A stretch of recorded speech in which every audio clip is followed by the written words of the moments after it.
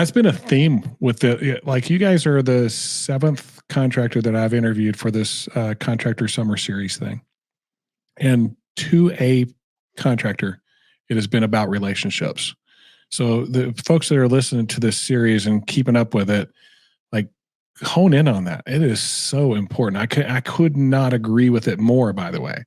But when you need something, you can ask for it. You don't ask for it every time. You give in a little bit too. You don't kick and scream when something happens. You look for a solution. You never yell at them. It's why we all have jobs. There's problems to fix, and you just want to make sure that you partner with the right people. Awesome job, guys. So Mr. Walton, what would one piece of good advice, like somebody's out there, they're working for a company, what's the difference that they could make that might put them in a position that you've been fortunate enough to get into? You mean as far as Brian Farr seeing the value in me and bringing me on as part of the business? Yeah.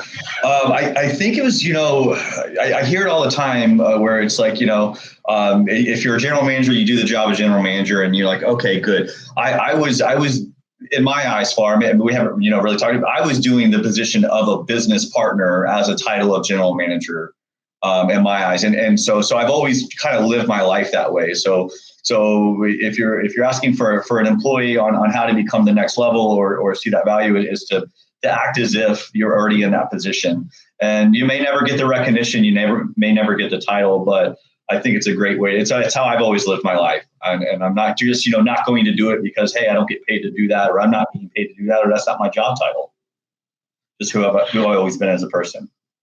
That would be my one thing. That's a huge piece.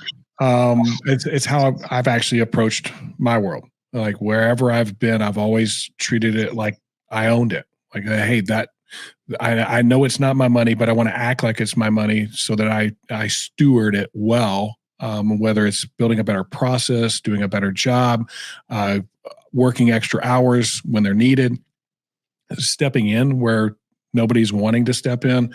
All those little things add up really quickly, and you're going to get recognized if you're treating it that way. And if you don't, you're in the wrong place. It's just that simple. Guys, this has been great.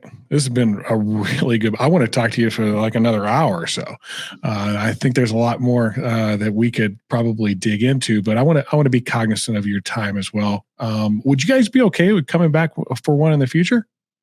Absolutely. Okay, cool. Like, what's the goal this year? Is there some kind of big thing you're after this year? I get it financially. Hey, we're going to grow and double and all that good stuff. I have goals as the integrator.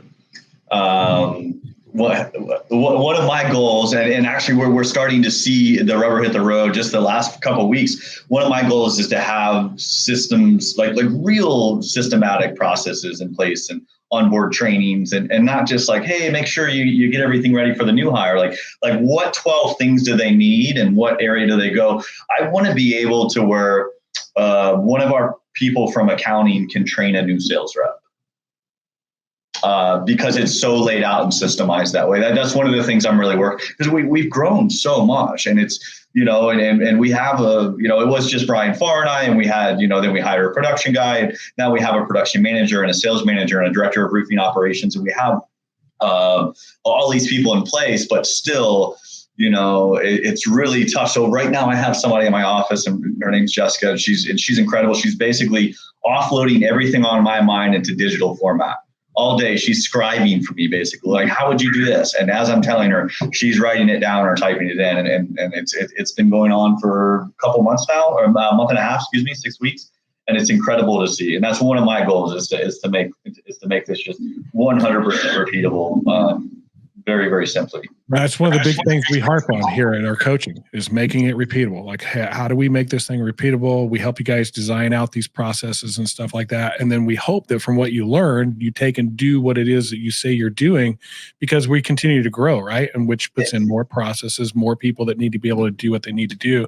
And I'm a big believer in making it so clear.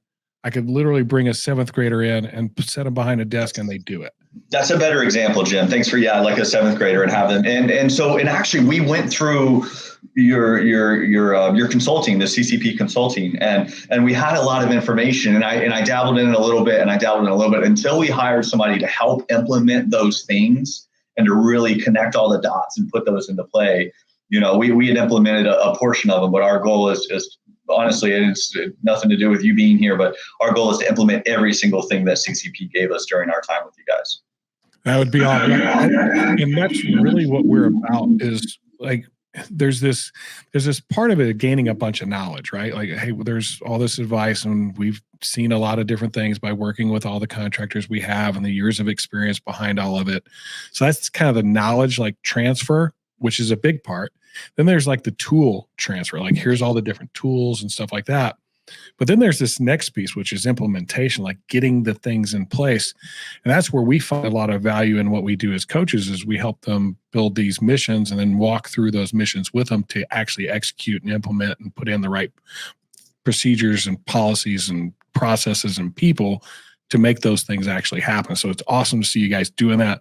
I'm excited to see what the results are going to be at the end of the year. I'm going to check in. I'm going to be like, hey, let's get these guys on a year from now. And how did that go? Getting all those things in place. Having an integrator helps. How's I'm asking Brian Walton, how's Brian Farr doing with letting go a little bit? He's doing well. He's, the more and more people, it's tough. And I even have a problem with it.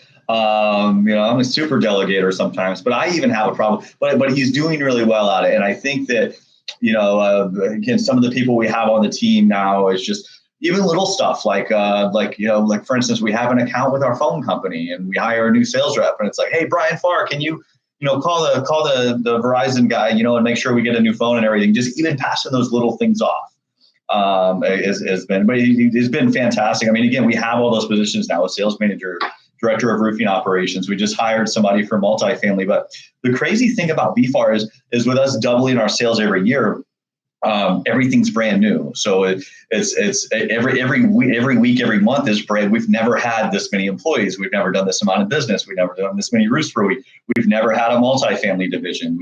All of these things. So we're constantly evolving. And Brian Farr is doing a really good job at learning all of those items that need to be done, and then getting to a breaking point where the tension's really tight on the balloon, let's call it, and then we hire somebody on, and then it settles down, and then Brian Farr is on to his next thing.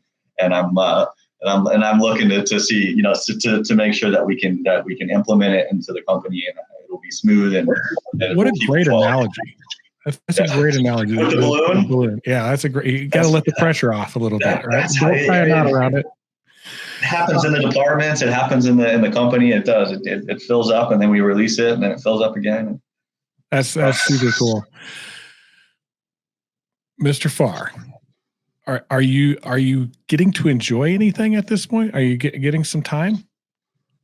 It kind of goes back. After I lost my daughter, I went about a year and a half straight. I worked 15-hour days. I didn't take days off. It was my coping mechanism. And I don't want to say I fully coped, but I've accepted, and now I'm enjoying a lot of other things in life outside of the office.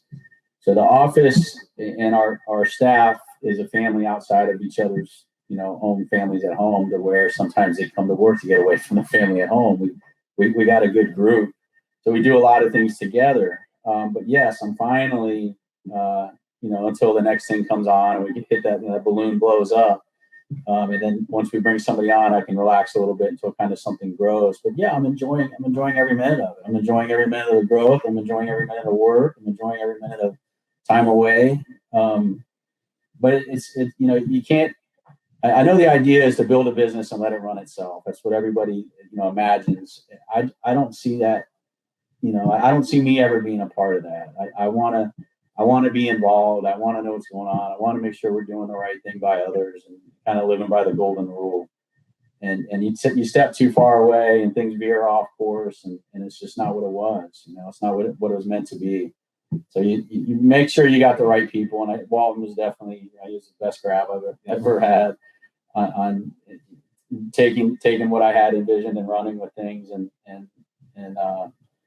and being able to trust others to do it when you're not there. I couldn't do that when there's 3 people or 4 people because there's too much on my shoulders. And now that there's 30 plus people, I'm able to, get away for a couple of days. They don't miss me so much. In fact, they're probably happy I'm gone sometimes, but you have to be able to get to that, because I overdo things so I don't fail. And when you're so deeply involved and ingrained in everything, it's hard to get away. And now I think I'm finally able to. That's pretty awesome. Hey, Mr. Walton, I muted your mic by accident. So if you want to unmute that. I heard some feedback and I wasn't sure if that was me. Oh, yeah. Okay, cool. So, guys, I know I was trying to cut it off earlier, but there was more I wanted to talk to you about. Thank you for hanging out for a little bit. Go spend some time with your families, or go work, whichever one you're going to do. I hope you spend a little time with your family this evening. Thanks for being on the show. Thanks for being a client. We love helping you. If you need anything from us, let us know. And I'll see you a year from now, I think. I think that's something I want to make happen. Thank you, Jim. It was a pleasure for you selecting us to be on this podcast. Honored to have you. Glad you made time, and keep kicking butt, guys. Thank you very much.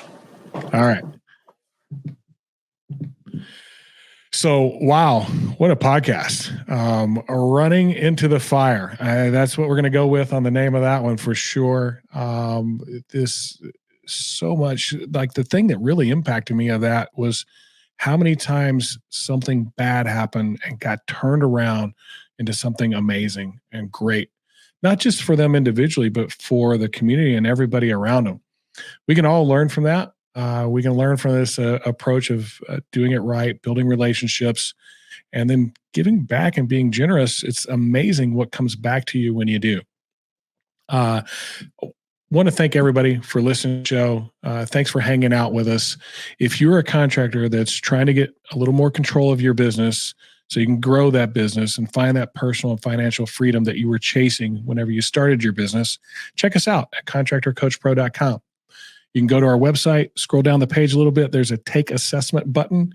Click that button, take that assessment. It's going to take you 15 or 20 minutes. It's a real assessment, gives us some insight into who you are so that whenever we spend time with you, which is the goal, is to take an hour and actually do a coaching call with you. Not a sales pitch, but a coaching call based on your assessment.